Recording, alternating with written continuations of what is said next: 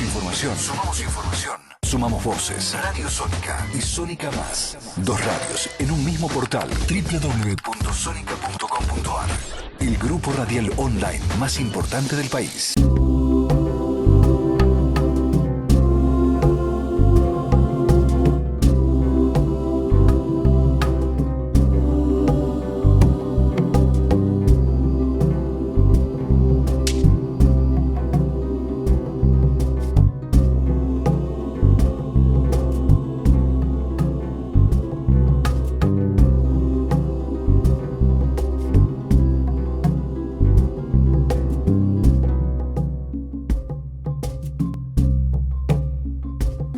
Estamos en una nueva emisión de Luces y Sombras de nuestra historia. Les digo nuestros teléfonos para que se comuniquen con nosotros, nos dejen sus inquietudes, opiniones. Son 4371-4740. También vía WhatsApp al 1122 62 77 28. O también por el Facebook nos pueden dejar sus comentarios porque estamos transmitiendo en vivo. Bueno, y hoy tenemos un tema fascinante realmente de la historia argentina y latinoamericana, inclusive de la historia mundial, el Cordobazo. A mi juicio, uno de los levantamientos populares más importantes después del 17 de octubre de 1945. Una verdadera pueblada, ¿sí? Porque no intervino solamente el movimiento obrero, fue todo el pueblo que salió a las calles. Con esto digo que hubo una participación muy importante del movimiento estudiantil, de las universidades, también, de las mismas clases populares, de la Iglesia Católica, también, mucho de un sector de la Iglesia Católica, la Iglesia justamente tercermundista. Recordemos que justo es también la época en donde se da la proclama del Concilio Vaticano II, que tiene eco en Latinoamérica con las conferencias de Medellín y demás, en donde aparece una nueva iglesia. Puebla. Sí, una nueva iglesia tercermundista. En donde empiezan a hablar del diálogo entre católicos y marxistas. Exacto. Se empieza a plantear eso. Después se plantea también en el mismo escenario está el auge del foquismo también, a través de la experiencia de la Revolución Cubana y de la muerte reciente del Che, que es elevado ya a la categoría de un semidios y aparece con una fuerte influencia en toda una generación que quiere imitarlo, ¿no? Sí. Tenemos el Mayo francés en el año 68, también como uno de los sucesos mundiales de levantamientos estudiantiles, fundamentalmente fue el Mayo francés y también de la juventud. Y como antecedentes, o sea, el Cordobazo fue una serie, digamos, de diversos actos insurreccionales de todo el pueblo, pero fue, digamos, el más importante de todos. Antes del Cordobazo, como antecedente más importante, estuvo lo que se llamó el Correntinazo, en donde muere un estudiante... Mena. Sí. No, perdón, Cabral fue. Cabral primero, después Mena. Exacto. Bueno, ese fue el primer antecedente de todo. Pero está encadenado ya todo eso. Claro, sí, el Rosariazo. Lo interesante es que justo antes de esa semana, sí, el silencio de radio de la sociedad argentina era absoluto. Tanto es así que en 1967 había sido el año de menor cantidad de huelga de todo el siglo XX. O sea, wow, para ver tan solo el impacto que tenía el silencio autoritario bueno, vamos a tratar de ir pieza por pieza para tratar de que... Sí. Podemos mencionar también que dentro del contexto nacional estamos durante la dictadura del general Onganía, un dictador que se quería quedar 30 años como poco, pensaba que era un líder así, un delirio un tanto mesiánico, un salvador de la patria, que quería gobernar in eternum. Había habido también otros sucesos importantes durante su... digamos, sucesos de represión muy importantes durante su gobierno. Y bueno, estamos en un contexto de fuerte represión de la juventud, fundamentalmente, y del clima universitario, ¿sí? Era digamos, la franja social más reprimida de todas, ¿verdad? Mucho y yo diría un componente más del estudiantado que fue indudablemente maravilloso, que fue una nueva clase obrera. Sí. Una nueva clase obrera. Surge el clasismo revolucionario. Sí. Algo absolutamente inédito en toda la historia del movimiento obrero, lo cual no quiere decir que no tuviera su antecedente la CGT de las Argentinas, con Raimundo Garo, los gráficos, etcétera, etcétera, que fueron como los embriones de un gran proceso. El programa de Huerta Grande. Huerta Grande, y la falda. Exactamente, es Huerta Grande, la falda, los dos grandes prolegómenos que fueron desde el movimiento gremial politizando la reivindicación laboral.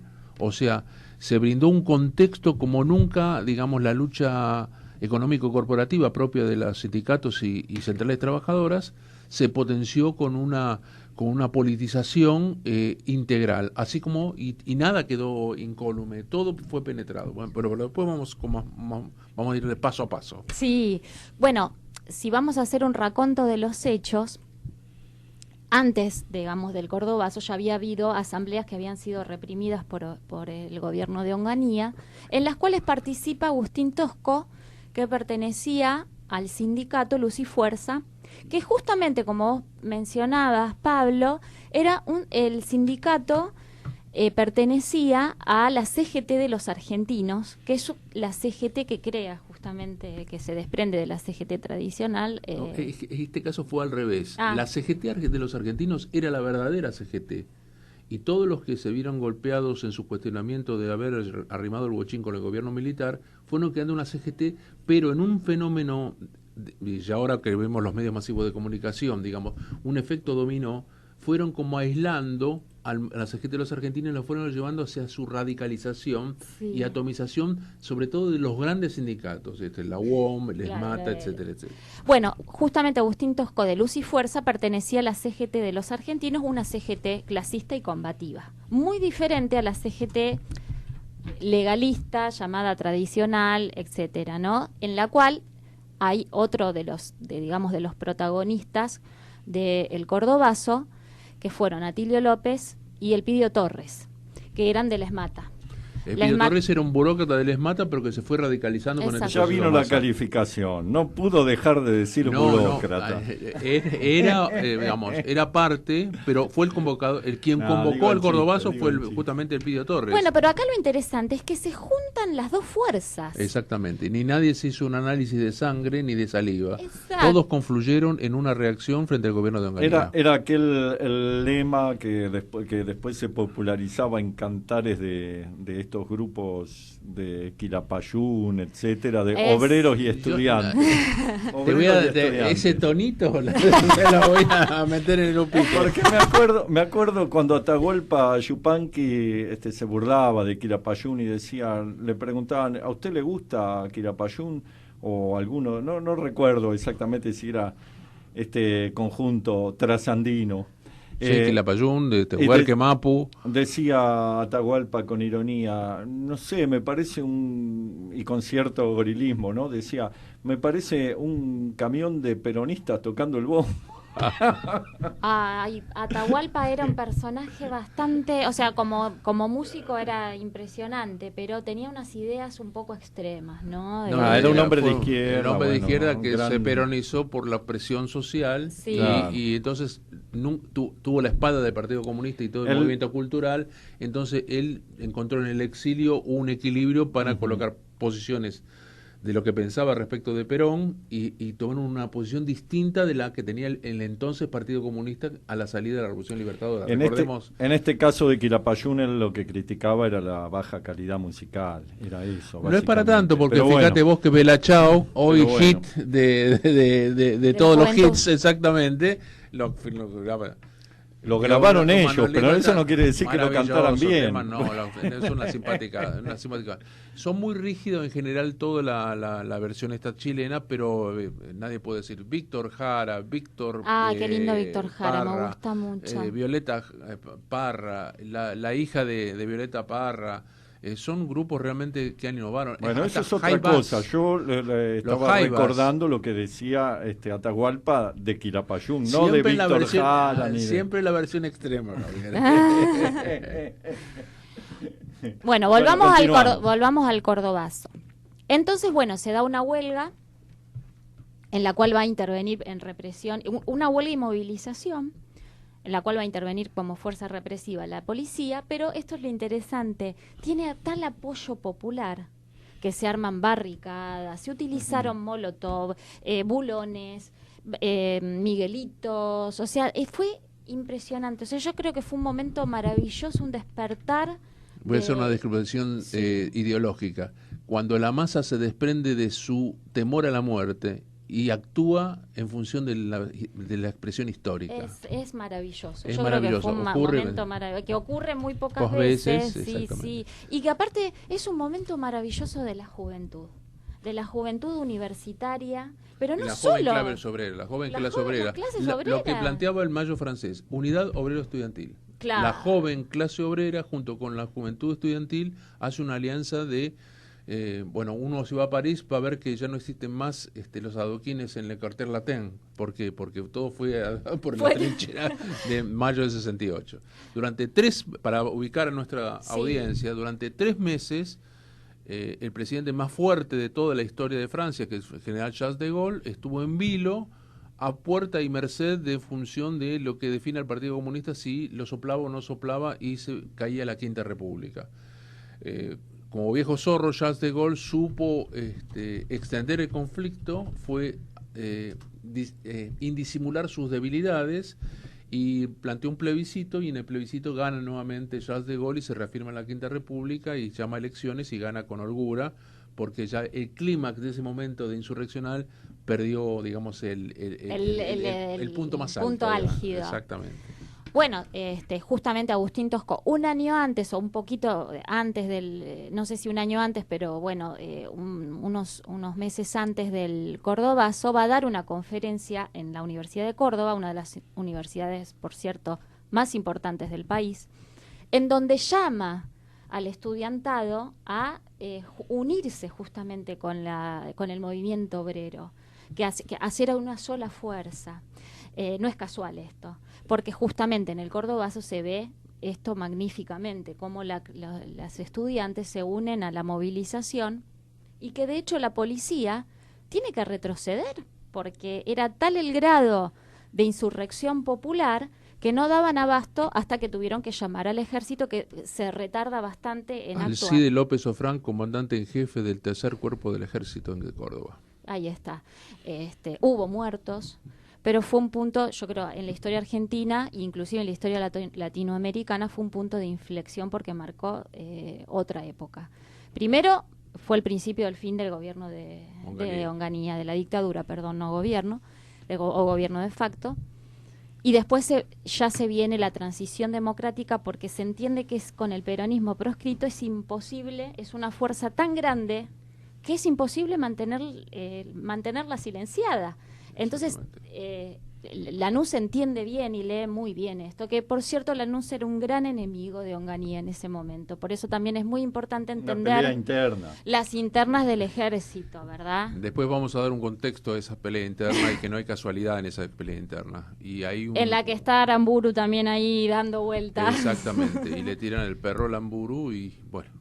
Sí, ya Javier le va a opinar. Había tantas segura. Internas, no, ya es conocida la historia. Existen varias versiones sobre el asesinato de Aramburu. Una de ellas dice que es un hecho glorioso de Montoneros, y otros dicen que fue un asesinato favorecido por el Onganiato para sacarse de encima a un personaje que en ese momento era molesto y que además había iniciado por su cuenta ciertas conversaciones con Perón. No solamente eso, sino que había moderado toda su visión abiertamente gorila. Y la cuestión es que, por ejemplo, su partido, Unión del Pueblo Argentino, que después fue Unión del Pueblo Adelante, pasó a jugar dentro del bloque de la Alianza Popular Revolucionaria, digamos, con unas posiciones muy radicalizadas, tironeando para la izquierda al gobierno de Campo Solano Lima y después al gobierno peronista, digamos. Bueno, esto es interesante porque las fracturas en el ejército fueron creo que desde la libertad. Yo quisiera después contextualizar todo esto, así que vamos a tratar de hacer una lectura como procuramos en este programa. Yo le digo gritos y susurros a los luces y sombras. Claro, gritos y susurros de la famosa... Gritos y susurros de la historia. No, ¿Tenemos, no es así, pero ¿tenemos bueno. mensajes? Tenemos mensajes, nos manda saludos Irma Ruiz, Adriana Damario, Eduardo Ernesto Biasotti dice muy bueno y agrega, está un poco enojado con los sindicalistas, dice yo laburo en lo mismo hace 41 años, ¿algún sindicalista laburó de verdad tanto tiempo? Bueno. Letu Rodríguez dice hola a todos, otra noche de buena compañía. Carlos Antonio Benítez también nos manda saludos. Después Adriana Damario, creo que ya la nombré. No la nombraste. Bueno, muchas vamos gracias. a seguir, les agradecemos a todos los que nos saludan, vamos a seguir comentando lo que nos escriben y las opiniones que nos dan.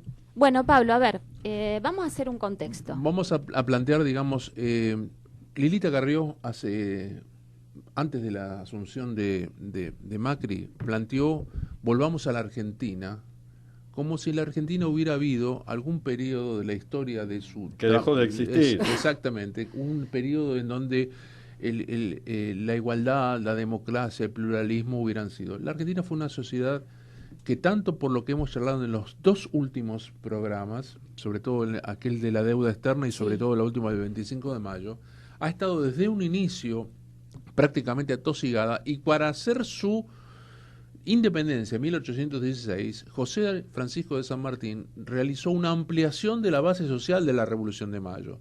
Ya no podía ser los criollos hijos de españoles los que protagonizaran un cambio de élite, sino que debía ampliar las bases sociales, así como en Bolívar y en su momento Miranda debieron ampliar la base social para que los llaneros, que inicialmente eran realistas, se pasaran y se sumaran a la independencia latinoamericana.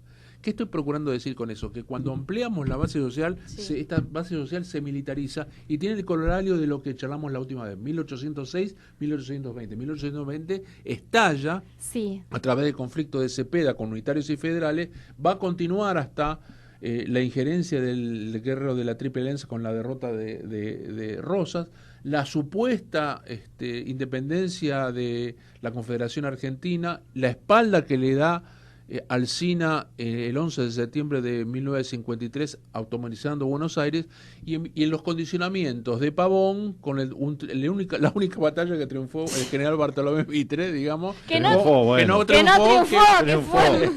es un decir. Urquiza revisó sobre sus pasos. Bueno, ¿qué quiere decir con todo esto? Triunfó se la jugaron al póker la noche anterior y entre los masones. Hubo una logia por detrás y un acuerdo político de integración que se revió a la Constitución del 53, esto es reforma del 60, del 62, para metabolizar a esa gran megalópolis que era Buenos Aires y su puerto, con la aduana incluida, van a decir, y esto fue violento. Y ahí parece como que se acabó la violencia, y no, la violencia continuó. 2 años y medio de beligerancia de Mitre contra Sarmiento porque había elegido a Nicolás Avellaneda como su sucesor.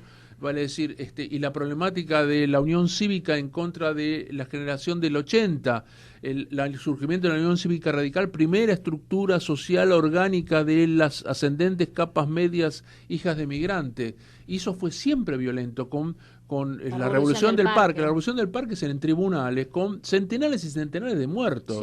Parece que la Argentina siempre fue una sociedad muy difícil, muy violenta, pero podemos decir que hay un punto de inflexión, que es el 6 de septiembre de 1930. Allí se produce una ruptura de magnitud con el general Uriburu, José Félix de Uriburu, que sobre todo a partir de la definición de la Corte Suprema, que valida la continuidad institucional de la República Argentina más allá de los golpes. Y ese antecedente... La doctrina de facto. Exactamente, la doctrina de facto. Y eso habilita a un periodo político que se denominaremos, haciendo un concepto de un hombre neoliberal de derecha que Samuel Huntington denominó para América Latina pretorianismo. ¿Esto qué quiere decir?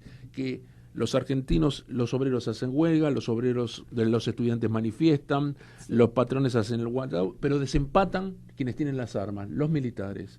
Vale decir que en 1930, durante un periodo determinado de año y medio, prácticamente domina un grupo de nacionalistas de derecha, pero luego viene el general Justo, y a partir de allí viene la restauración oligárquico conservadora, la república conservadora y el fraude patriótico de toda la década del 30. La década infame. Esa década, lo interesante es que el complot de los partidos políticos ominoso para bajar al radicalismo y la figura de Hipólito Yrigoyen implicó la deslegitimación de todo el sistema político, y por más que se ganaran elecciones los radicales, las intervenciones del poder del Estado, del poder real, que era la vieja burocracia de la oligarquía terrateniente de la Pampa Húmeda, que ya no estaba a la altura de los cambios, porque se habían producido a partir de la década del 30 y del jueves negro de Wall Street y la depresión en el mundo, ya no es la misma la condición. La Argentina, como México, como Brasil, tenían un proto-desarrollo capitalista, y se producen tres grandes procesos sociológicos: las migraciones internas, que ya no dejan de ser externas, sino que son principalmente internas; los procesos de industrialización, los pequeños talleres se convierten en talleres, manufacturas y en pequeñas industrias, y desde la realidad, desde Santa Fe de la Veracruz hasta el complejo de La Plata, Berizo y Ensenada, se van surgiendo un conjunto de cordones industriales junto con Córdoba y Mendoza,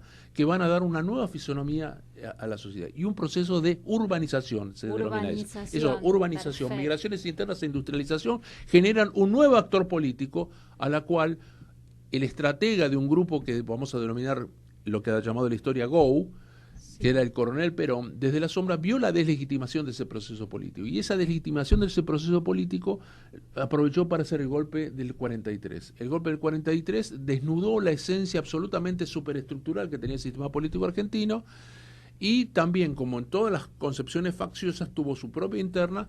En el medio se produce ese acontecimiento liminar, fundante de la Argentina, que es el 17 de octubre del 45, cuando ya se estaba despidiendo de la política el coronel Perón, cuando empezaba la negrita, nos vamos a ir a una casita, nos casamos y nos vamos a casita para el sur, y abrió una fase, sobre todo el periodo 45, 46, 49, de la construcción de un Estado al mismo modo del New Deal de Franklin Delano Roosevelt, y sobre todo las políticas neo-keynesianas. Vale decir que esto no es un fenómeno de los angloamericanos, sino que es un fenómeno que se da con Cárdenas en México, con Vargas en Brasil, con Perón en la Argentina, pero también con Ibáñez en Chile, Movimiento Nacional Revolucionario en Bolivia, el APRA en Perú, vale decir el Bogotazo cuando lo matan, exactamente, hay todo. Cuando se cae Gaitán, que era el último, bueno, Petros me parece que retoma la posta ahora de Gaitán por primera vez, esperemos. Vale decir que se abre un periodo de, por primera vez, la política y el Estado cobran una fisonomía propia. Obviamente, frente a estos poderes reales va a surgir la conspiración. Y a partir de la muerte de Vipla podemos decir que el proyecto está frágil. Sí. Y a partir del 54, un elemento que se soslaya de la historia, Perón había ganado con la fórmula del 53 de Perón-Quijano, y en el medio, en el interregno, muere Quijano, entonces no tenía vicepresidente, y no sé por qué avatar de la historia, en 1954 se hacen elecciones y gana con el 64% de los votos. Plebiscito. Exactamente. Tremendo, pero bueno, en el año 73 también ganó con el 62% de los votos. 2 días después lo asesinaron a Rucci. Bueno, no empecemos. Javier, vamos a decir la verdad. El peronismo fue atacado por derecha y por izquierda y combatido por la oligarquía. No me desentrese, y por... estoy haciendo un desarrollo ordenado claro, de la evolución. Es cierto. Sí, bueno, Pablo, siempre viene bien meter un poco de...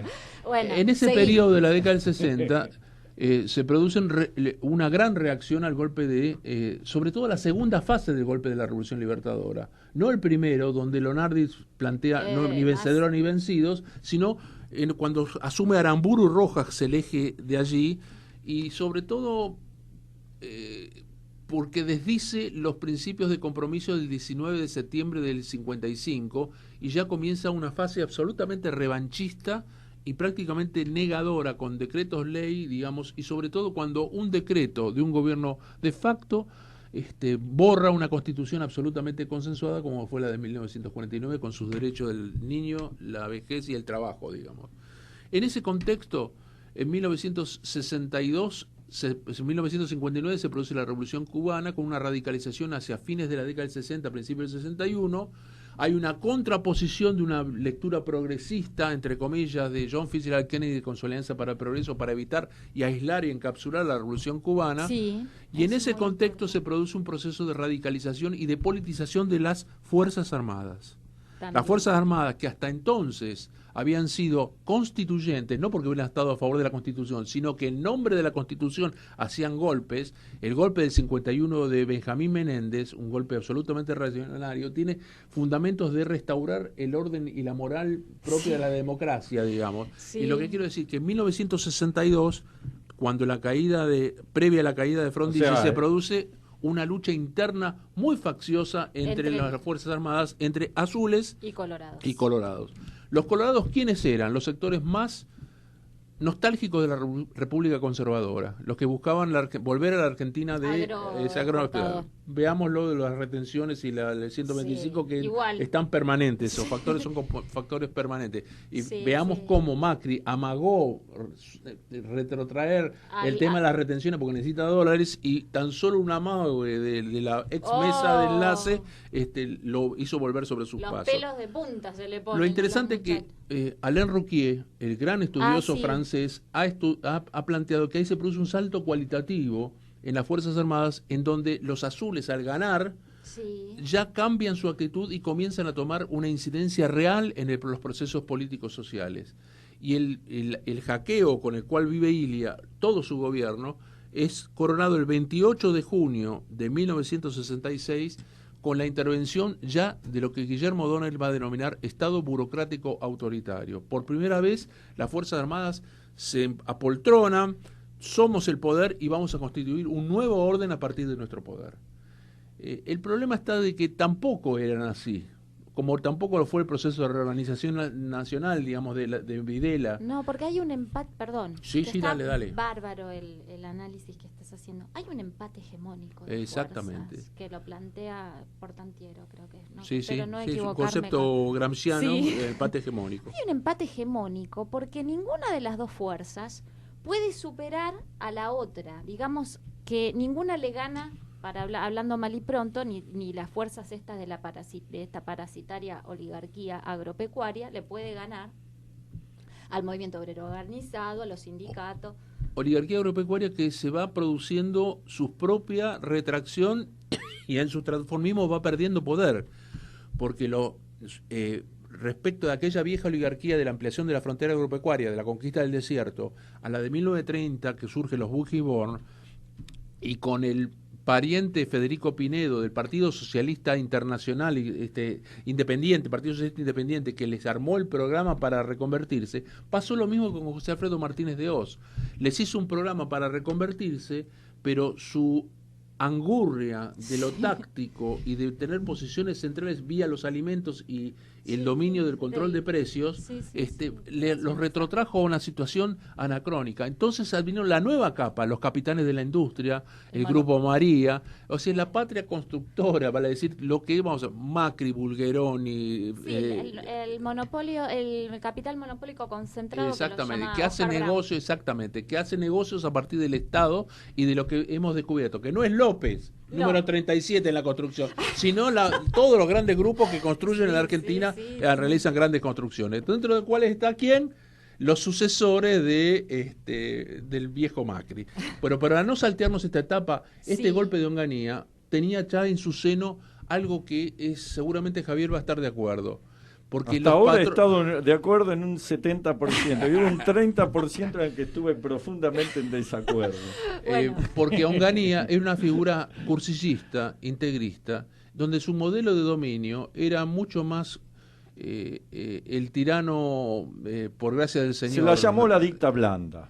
No, pero eso es una a consecuencia. Longaniato se la ha llamado la dicta blanda, porque después de las dictaduras que vinieron en otro momento, pasó a ser la dicta blanda, pero era una dictadura bastante difícil de soportar. Y el modelo de Onganía era don Francisco Franco Bamonde, vale decir, el modelo de la personalista fuerte, cosa que caía muy mal en las fuerzas armadas, porque no querían el personalismo. Entonces pero aparte había un sector dentro del ejército que era profundamente liberal, mientras que Onganía reivindicaba una concepción corporativista. De allí las concesiones que les hizo a los sindicatos, todo lo cual era visto por el sector liberal del ejército con bastante desagrado e inquietud. Tengamos presente una cuestión. Hoy mencionaba Pablo, yo estoy chicanero hoy, pero bueno, es para meterle un poco. Mencionaba Pablo el tema de la burocracia sindical. La burocracia sindical ha tomado ímpetu con el Onganiato, porque fue Onganía quien les dio el manejo de las obras sociales, es decir, un recurso económico que jamás Perón le había querido dar a los sindicatos porque se lo habían pedido y se lo había rechazado completamente. Entonces, esta cuestión, este vínculo particular que tuvo la dictadura con los sindicatos, también hay que tener, con algunos sindicatos, también hay que tenerlo en cuenta, y las consecuencias de los sindicatos que tanto criticamos muchas veces, datan no tanto de la época de Perón, sino de la época de Onganía, ¿no? De Onganía. Es más aún, el sindicalismo fue la columna vertebral que permitió la resistencia del peronismo al vaciamiento y a la deslegitimación como partido político del peronismo. Sí. Y en ese contexto se produce la primera resistencia, se produce la segunda resistencia, Uturuco, Tacorralo, vale decir, las primeras etapas, digamos, de reacciones peronistas de base, y hasta 1966. En 1967 muere el Che en Bolivia y sorpresivamente se abre un periodo 1968-1973, un quinquenio que viene a cumplimentar aquella primera fase que destacamos al inicio con Cárdenas, Vargas y Perón. Una segunda fase en donde un conjunto de experiencias que va desde Omar Torrijos en el Panamá, Velasco Ibarra en su tercer mandato de los 5 que tuvo, Velasco Alvarado en el Perú, la Unidad Popular que gana en el 70, vale decir, el surgimiento de el hackeo a la dictadura militar en todos los planos, desde lo militar y popular en sus movimientos en la Argentina, el surgimiento de violencia armada y en Brasil, el MLN Tupamaros en el Uruguay, vale decir, un contexto de imposible de ser pensado pocos años atrás. Vale decir, este momento de radicalización toma una definición a partir de el Vía Libre que da la Operación Cóndor en 1973 y la matriz de esa herencia de la reacción peronista es el 29 de mayo de 1969. Así como habíamos dicho que en 1967 había sido la calma chicha, el proceso había planteado 3 momentos, 3 periodos. Un momento, digamos, social, económico. Un momento social y un tercer momento político en una fase de 17, un máximo de 30 años, como la dictadura española. Por eso yo dije al principio que Onganía se quería quedar tranquilamente tipo 30 años con una cuestión. Y como decía el Mao Zedong, digamos, una chispa puede enseñar la paradera, surgió una reivindicación circunstancial por el aumento de los comedores en la Universidad del Nordeste, en Corrientes, como vos planteabas, donde surgió lo de Cabral. Luego vino la muerte de Mena, el litoral, el rosariazo, después el cordobazo, y el cordobazo con todo lo que bien describiste, con posterioridad el tucumanazo, con posterioridad el mendozazo, vamos a llegar. Después Roca, Malargüe, el mendozazo las maestras, también. O sea que cualquier cosa era un objeto de oposición absoluta. Lanuse con astucia trae un oficial de inteligencia que fue Marcelo Levingston, que realiza un giro de 180 grados, inclusive convoca a mi amigo, el lamentablemente fallecido doctor Oscar Allende, que le hace juego para un giro nacionalista, colocando a su mejor pedigrí, que era Aldo Ferrer, y el Compre Nacional. Pero ya era tarde, porque justamente en marzo de 1970 se produce el movimiento popular de insurrección más pleno de la historia política argentina, que fue el Viborazo o Segundo Cordobazo. Había un gobernador inoportuno, Bocón, como todos estos gobernadores, que erradicaré la víbora roja de Córdoba de un solo haz de mi espada. Cortarle la cabeza. Y se unió. El secretario general de la CGT, todos. Exactamente. Lo que era inunible se unió frente a la provocación de Los unió el espanto. Y sobre todo quiero destacar el surgimiento de la lista marrón del ESMATA, con René Salamanca, pero sobre todo de la década del 70, en esta idea de restarle poder al sindicato. Fiat creó 2 sindicatos colaterales, aislados, comprables, manejables, como era el Sindicato de Trabajadores de Concord y el Sindicato de Trabajadores de Materfer, Citram. Ahí surgió el movimiento clasista revolucionario más radicalizado de toda la historia, en donde mi pequeño partidito tuvo su influencia en su momento. ¿Qué era tu pequeño partidito? Ya empezamos con la propaganda. Vanguardia comunista, digamos. Bueno, Vamos a mandar algunos saludos que nos manda Eva Ruiz. Verán Raúl. Raúl dice, ¿dónde quedó la UCR revolucionaria 100 años después? Cri, cri, cri. Es verdad. Bueno, está bueno, ¿qué está bueno. a hacer? Sí. Miriam Acevedo dice, historia política, me encanta. Buenísimo. Gracias. Les agradecemos a todos, vamos a seguir leyendo los mensajes que nos van mandando. No sé si querés pasar a un tema musical. No, esencialmente me parecía adecuado, sobre todo, no por la reivindicación política, porque yo siempre me opuse al foquismo, al militarismo y al, digamos, lo que yo llamo trotsko-guevarismo, digamos, el izquierdismo gratuito y el militarismo, digamos. Pero no puedo dejar de reivindicar la condición subjetiva de aquellos años maravillosos inscriptos en el Mayo. Yo le digo siempre a los alumnos, antes de los Beatles y los Rolling Stones, antes del Concilio Vaticano II, la vida no era vivible. Bueno, y esto, hubo fractura... 1,5 millones de años de humanidad en sus diversos estadios. Yo quisiera que fueras adolescente. Sin los Rolling Stones, sin los Beatles y sin el Concilio Vaticano II. La industria siempre invitaba a James Dean, invitaba a Elvis Presley, pero eso era de arriba para abajo. Hoy estamos en ánimo de chicana, porque no vino Pepe Muñoz Aspiri y entonces nos aburrimos. Entonces asumiste el rol. Yo te voy a decir una cosa. Bueno, a ver, vamos a dejarlo hablar a Gary. En mi rol de abogado de derechos humanos he tratado con muchísima gente de los años 70 y 60 y había un grupo de compañeros que tuvieron la desgracia de pasar su juventud en la cárcel, concretamente en la cárcel de Coronda, ¿no? Algunos eran del Montoneros, otros eran del ERP, y había una cosa que a mí me llamaba la atención, que se juntaban muchas veces estos compañeros a recordar aquellos años de su juventud con nostalgia, años que habían pasado presos y bajo las más severas restricciones imaginables. Entonces existe una tendencia en el ser humano que es la de recordar con nostalgia todo lo que tenga que ver con su juventud, así no haya sido realmente grato, ¿no? Me pasa absolutamente cuando voy con Mario Toder, que es 10 años mayor que yo, y yo vamos a algún congreso, a alguna jornada, y tengo un CD en donde tengo 26 temas de Elvis Presley. Al sexto, séptimo sale ahí de ¡esa era música! ¿Viste? Claro. Ahora, independientemente de eso, les puedo asegurar que la vida no era lo mismo. Yo quisiera que vieras una misa preconciliar, lo que era la estética, cuál era la vida de la mujer de manera previa. Eran misas en latín.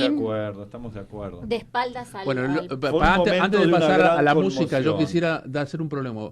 Reivindicar la condición subjetiva de renunciamiento al egoísmo, a la miserabilidad, a los cargos que tenía aquellas camadas juveniles, y eso fue lo generoso de esa lamentable y fratricida contraofensiva militar de Montoneros, pero que también expresa en este tema Joaquín Sabina. A ver. Debates más calurosos y más interesantes se dan fuera del aire, pero la verdad que está muy bueno el debate, el intercambio de ideas. Sí, creo Javier. Que más que un debate son diferencias de visiones en algunos temas, no en todos, porque en muchas cosas obviamente que coincido con lo que ha expuesto Pablo, ¿no? Yo lo que no comparto, no por Pablo en particular, sino en general, es la idealización que se hace de los años 60 y de los años 70, y que a mí me parece un mito nefasto, como se ha hecho un mito nefasto de la figura del Che Guevara. Una cosa es el Che Guevara real, con sus virtudes y sus defectos, y otra es el mito del Che que se le vendió a toda una juventud de todo un continente como el camino de salvación y de la búsqueda de la libertad, y que terminó en la guerrilla, terminó en terribles represiones y terminó en un juego perverso entre el imperialismo norteamericano y el imperialismo ruso, que acá vinieron a disputarse América Latina y el mundo en un tablero de geopolítica en donde nosotros éramos los peones y los que moríamos, digo los pueblos, ¿no? Entonces lamentablemente esto creo que es una visión que yo tengo, que no tienen por qué compartirla. En medio de eso hubo un montón de causas nobles, de causas extraordinarias, que comenzaron como el Cordobazo, como una verdadera pueblada, una Fuente Ovejuna, algo en el que se juntaron los obreros, se juntaron los estudiantes, todos buscando un cambio, una transformación frente a una dictadura que era sofocante, que por más que no fuera Videla, de cualquier manera era una dictadura en la cual se le cortaba el pelo a los jóvenes de prepo en las comisarías, había censura en todas partes, había un comisario que después fue Margaride, que se dedicaba a hacer procedimientos en los hoteles alojamiento y después llamaba a los esposos de las mujeres con la cédula y se la debía, ejerza la punición que corresponde. Las malas lenguas dicen que el hombre había tenido algún problema conyugal y entonces odiaba a las mujeres y las mandaba al frente cuando las agarraba en algún hotel alojamiento llamándolos a los maridos. Y el éxodo de mentes brillantes que hubo el 28 de julio de 1966 con la intervención a la Universidad de Buenos Aires. Claro, la noche Javier, totalmente de acuerdo. Existió. Todo esto en medio de un marco general en el cual hubo una gran explosión de la juventud, de la diversidad, de la libertad, la pastilla anticonceptiva que le dio libertad a las mujeres, porque esto fue clave, digamos. Libertad sexual, entonces hubo toda una revolución, estaban los hippies, estaban los Beatles, estaba el Concilio Vaticano II, estaba el Mayo francés con Daniel Rojo. Que era un alemán que ahora es ecologista, un tipo muy piola. Pero interesante porque hubo más de 100 suicidios de los dirigentes de la línea de mando del Mayo francés, o sea que han vivido dramáticamente su fracaso. Pero por supuesto. No sé si fue un fracaso porque sembró, digamos, una corriente de cambios en el mundo. Aparte porque no era militarista, no se desembocó como en la Argentina, sorprendentemente, en un militarismo que no tenía nada que ver con el movimiento de masas. Pero todo eso fue rifado. No fue rifado, fue inducido por los chimentos, por los grupos de inteligencia. Hubo un montón, una parte de ese movimiento tan vigoroso, tan importante de la sociedad argentina, que terminó, lamentablemente, en una aventura contra el mismo hombre que había de alguna manera generado todo el movimiento que le había dado un nuevo ímpetu al movimiento popular, que fue el general Perón. En determinado momento se produce toda una andanada de una juventud que había tenido una participación y una movilización infernal. Las columnas de Montoneros eran gigantescas y las conducciones de esos grupos, de esas organizaciones, terminaron poniéndose en la vereda enfrente del general Perón cuando se recuperó la democracia. Y esto es lo difícil de entender. O sea, uno cuando lo examina en la historia comprende lo que pasó, se comprende al verlo en detalle, pero transcurridas las décadas parece tan absurdo ese camino que se tomó que yo soy muy contrario de que se intente transmitirle a los jóvenes el mito del camporismo, el mito del heroísmo de los años 70, porque fue la gran frustración de una oportunidad histórica que tuvo el pueblo argentino. Estoy totalmente de acuerdo, pero fíjate vos que el etiquetarlo en esos términos lleva a lo que los aparatos de inteligencia de afuera y de adentro procuran simplificar. Porque el cordobazo no se hizo en nombre de la guerrilla, porque no existía la guerrilla, no existía la Montoneros, lo hicieron un año después. Y no había todavía de la visión todavía no se había fundado el ERP, fíjate vos. De la visión del mito que se generó alrededor de la figura del Che Guevara. Porque entre los dos factores, el foquismo y el militarismo, junto con los aparatos de inteligencia de la Fuerza Armada, necesitaban polarizar a partir de grupos militares. Porque el vivorazo, como dijimos fuera de micrófono, la cúpula de las Fuerzas Armadas habían prohibido que sus cuadros participaran del movimiento de masas, y yo lo planteé como el punto más alto de organización popular. Vale decir que a partir de allí, sobre todo después del 25 de mayo del 73, digamos, comenzó a plantearse una guerra de aparatos que se fue y fue como desbarrancando el auge de masas espontáneo y la politización sana que había habido el pueblo argentino, que no preguntaba de qué color era político. Ahí empezamos a coincidir. Y en esto, vos sabés que lamentablemente terminó siendo terminamos siendo esclavos de los movimientos más duros porque son aquellos que más recaudan. Es como y te decía. Son los que generan constantemente la polarización. Exactamente. Es decir, la polarización es negocio para los polos. Exactamente. Entonces, desde el lado del polo fascista, digamos, se trataba de generar hechos que endurecieran las posiciones. Lo mismo ocurría desde el polo que se pretendía Fuera de micrófono te izquierda. decía que la conducción del PRT estaba contenta porque seguían reclutando masivamente sus líneas, no viendo que si mirabas el escenario más, tanto el Comando de Sanidad como Azul, como la organización del movimiento militar más grande de la Argentina, que fue el Viejo Bueno, o al decir aquella noche nefasta del 23 de diciembre de 1975, no hizo más que precipitar una gran crisis y el descabezamiento de todo el mundo. Claro, te voy a decir supuesto. que es tan extraño todo porque los movimientos guerrilleros al 25 de mayo del 73 prácticamente estaban descabezados.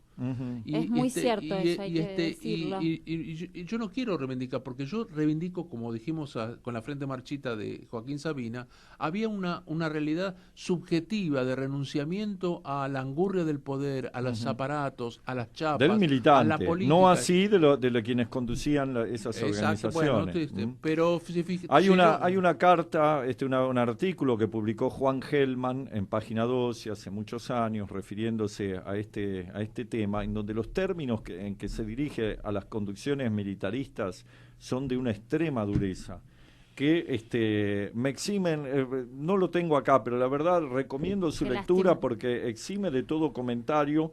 Y porque realmente no lo pueden acusar a Gelman de ser un reaccionario, ¿no? Era un hombre que estuvo en la conducción de Montoneros y que al ver el rumbo que tomaba, claramente, entre otras cosas dice, ellos se van, la conducción se va y dejan al desnudo. No, pero y no al es así, no es tan así. Yo tuve la capacidad de discutirlo con ellos. Deja al descubierto a los militantes de superficie, pasan a la clandestinidad y dejan al descubierto a los militantes. Frazada corta, digamos. O mandan a Paco Urondo a un lugar como Mendoza, que lo conocía todo el mundo, y lo dejan prácticamente a merced de la represión. Bueno, por eso, que ya ahí a esa está altura la cuestión. está muy infiltrada ya las organizaciones. No sé si está infiltrada o es la lógica también del poder, ¿no? La lógica del poder de maximizar. Yo estoy de acuerdo con eso, con Javier. Hay una novela que yo siempre cito y que es Los endemoniados de Dostoyevsky, que fue llevada al teatro por Albert Camus, en donde habla de la locura que se produce en los grupos, estos grupos celulares cerrados que quieren salvar al mundo. Y que se genera todo un clima de locura. Un microclima que alienante. Dostoyevsky lo compara alienado. con los demonios que invadieron la piara de cerdos en el Evangelio, ¿no? Los demonios de Dostoyevsky no Ludón. era precisamente progresista, digamos. Pero esos hechos que Albert Camus, cuando lee Los endemoniados, dice, esto mismo pasaba en las organizaciones guerrilleras en Argelia. Claro. Y esto mismo pasó en Montoneros y el ERP en Argentina. Yo he tenido oportunidad de hablar con muchísimos, incluso hasta con Gorriarán Merlo, dirigentes importantes de la guerrilla. En algún momento he tenido oportunidad de entrevistarlos. Ahí sí cabe tu sospecha. Bueno, está bien, pero creo que de otros también cabe la sospecha. Tomemos un caso. Hace poquito hablé con uno que fue oficial de inteligencia del ERP y que se peleó con Santucho duramente, previo a la toma de Viejo Bueno, planteándole que habiendo caído un lugarteniente 2 días antes, que estaba al tanto del plan, una semana antes, planteaba de suspender el operativo y Santucho no quiso, porque había hecho un gran esfuerzo. Movieron todo el país para hacer ese movimiento. Todo terminó con una masacre espantosa, como terminó la contraofensiva, y como muchos de esos hechos, que nada tienen que ver, insisto, con el Cordobazo, en eso estoy de acuerdo, es otra historia, ¿no? El Cordobazo fue una pueblada legítima, pero digo, en un momento en el cual se produce un momento liberacionista en Argentina, fue lamentablemente malogrado. Exactamente. Malogrado. Por influencia desviado de distinto tipo, ¿no? Porque si se hubiera seguido el camino del Cordobazo, posiblemente Argentina ingresaba en otra etapa. Pero bueno, son caminos que están llenos de trampas, llenos de de Pozos, y es muy difícil. Hoy, tantos años no te dice después, la vez de la victoria, te dice 2 no, minutos. No, ya está. Bueno, terminando. Si quieren, menciono Jorge Oviedo acá, dice, ¿por qué no dicen que un solo gobierno argentino en la historia rompió relaciones y expulsó al embajador inglés por proveer de armas a montoneros? Dice, lo dijo Perón, la izquierda es un invento de la derecha para tener una contra... Pero, si sacamos esa conclusión realmente... Bueno, eso es muy simplista. Eso dice el oyente, simplista. No lo estoy diciendo yo, dice el oyente. Pablo, dale. Hay que escuchar yo quería decir que esencialmente a mí me tocó mucho, lamentablemente fallecida Cristina Zucker, la hermana del Pato Zucker, donde en un hija libro... del actor Marco Zucker. Reverendo Atorrante, digamos, señala todo el periplo que hizo el Pato y ella con su hija adoptiva en el tren de la victoria. Es un libro muy sencillito, muy bueno, muy gráfico respecto de aquel momento, de la desesperación de acá con la frente marchita de Joaquín Sabina, digamos, esa desesperación de estar en el exilio impotente que van cayendo los compañeros en el territorio álgido del campo de batalla, y la desesperación lleva a mala consejera y lleva a estos malos momentos como fue la experiencia de la contraofensiva. Fracasó en todos los planos y el único éxito militar que fue la matanza de Soldati con obuses totalmente desproporcionados en la avenida 9 de Julio, que fue un desbarajuste absolutamente. El militarismo debe estar subordinado a la política. La política debe guiar los horizontes opinables, alcanzables, asequibles, accesibles, las coaliciones sociales que deben sustentar un proyecto de país, y esto es lo que nos debemos aprender todos para lograr salir del militarismo. Por suerte hemos pasado una etapa militarista. Y yo te voy a agregar algo más, y esto corre por cuenta mía. Sí. Sonamos. Corre por cuenta mía. Es una convicción que he desarrollado en los últimos años. Realmente creo y estoy convencido que el camino nunca es el de la violencia. Nunca es.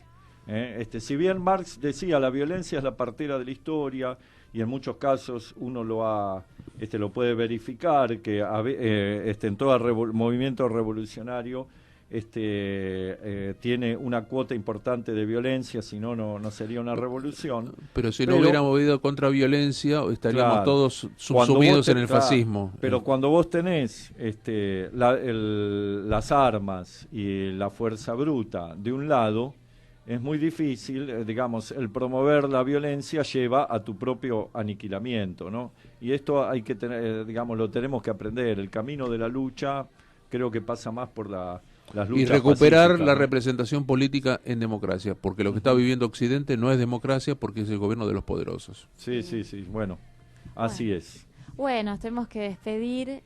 La verdad que fue un programón. Yo sabía que iba a traer controversia y que iba a generar un debate bastante acalorado, pero bueno, así es la historia, ¿no? Justamente nosotros pretendemos que los procesos políticos sean analizados de esta forma, ¿no? Desde todas las visiones enfoques. Somos todos muy distintos y por eso enriquecemos a una síntesis y el superadora. debate, ¿no? El debate que es fundamental para analizar los diversos procesos. No hay una sola verdad acerca de las cosas, ni en la historia, ni en la política, ni en nada, ni en la religión, ni en nada.